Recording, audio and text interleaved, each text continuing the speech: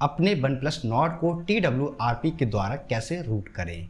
बहुत तकलीफ होती है जब आप योग्य हो और लोग आपकी योग्यता ना पहचाने। हेलो दोस्तों, नमस्कार। आज आपका मेरी एक और अन्य वीडियो में स्वागत है। आज मैं आपसे बात करने वाला हूं आप अपने वन प्लस नॉट स्मार्टफोन को कैसे रूट कर सकते हैं TWRP के द्वारा। TWRP के द्वारा आप यहां पर रूट कैसे करेंगे उसके बारे में मैं आपको बताऊंगा। उससे पहले आपको मैं बता दूं, आप अगर रूट करते हैं तो क्या कुछ उसके एडवांटेज और डिसएडवांटेज है आप यहां पर स्क्रीन पर देख सकते हैं। इसको पॉज करके आप पढ़ सकते हैं। इसके आगे मैं बढ़ता हूं तो आपको बताऊं रूट करने के लिए आपको क्या कुछ चीज़ें आवश्यकता हैं। सबसे पहले आपको बूट लोडर अनलॉक करना है अपने डिवाइस का। बूट लोडर अनलॉक करने पर आपका जो वाइडवाइन L1 का सिक्योरिटी है वो L3 हो जाता है। इस बात को आपको ध्यान में रखना होगा। ये L3 होने पर आपको नेटफ्लिक्स, अमेजॉन प्राइम जैसे जो एप्लीकेशंस हैं वो फुल HD पर देखने को नहीं मिलते हैं। इसके लिए आपको ऐसा करना होता है। बूट लोडर अगर आप अनलॉक नहीं करेंगे तो आप रूट भी नहीं कर पाएंगे।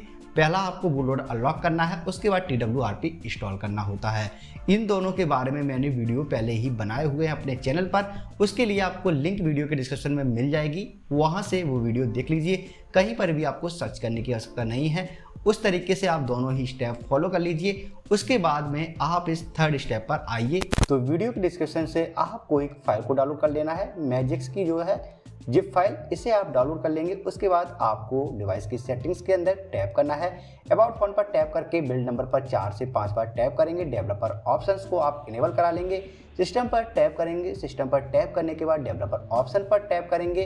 इसके बाद एडवांस रिबूट के ऑप्शन को आप इनेबल कर देंगे। यहाँ से आप अपने डिवाइस को कुछ इस तरीके से 3 डॉट पर टैप करते हुए रिकवरी पर बूट करा देंगे।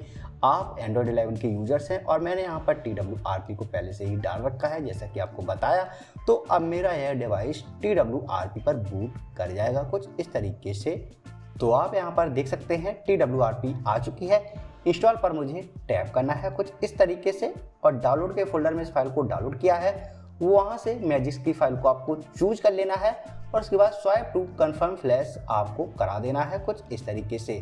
आप देखेंगे कि ये फाइल यहाँ पर इंस्टॉलेशन के दौरान इंस्टॉल हो रही है कुछ सिंपल तरीके से। इसको आपको इंस्टॉल हो जाने देना है, कुछ भी यहाँ पर नहीं करना है आपको। और इसके बाद ये सक्सेसफुल ऊपर लिखा हुआ देखने को मिल जाएगा। बाइट डेल्विक आपको स्वाइप कर देना है। उसके बाद रिबूट सिस्टम आपको कर देना है और इसके बाद आपका जो डिवाइस है वो यहाँ पर रिबूट होगा। तो आप देख सकते हैं डिवाइस रिबूट हो चुका है और यहाँ पर अब मैं आपको दिखाऊं कि मैजिक्स मैनेजर देखने को मिल जाता है या फिर नहीं।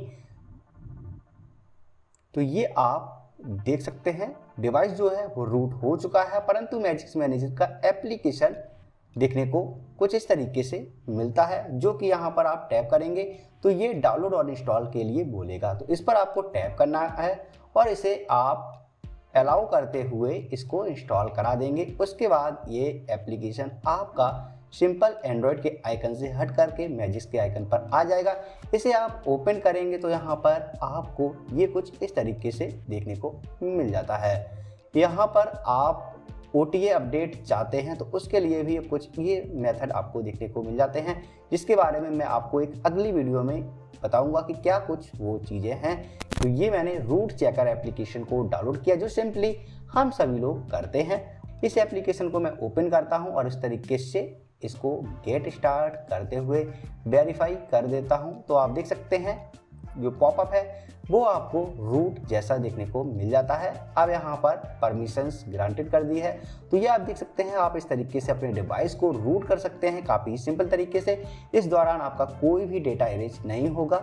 डेटा इरेज केवल बूट लोडर अनलॉक करने पर होता है, TWRP इंस्टॉल करने या फिर रूट करने पर नहीं होता है। तो अब आप समझ गए होंगे कुछ इस तरीके से आसान तरीके से आप अपने डिवाइस को रूट कर सकते हैं। मैं आपको अगली वीडियो में बताऊंगा कि कैसे आप अपने डिवाइस को विदाउट TWRP के रूट करें।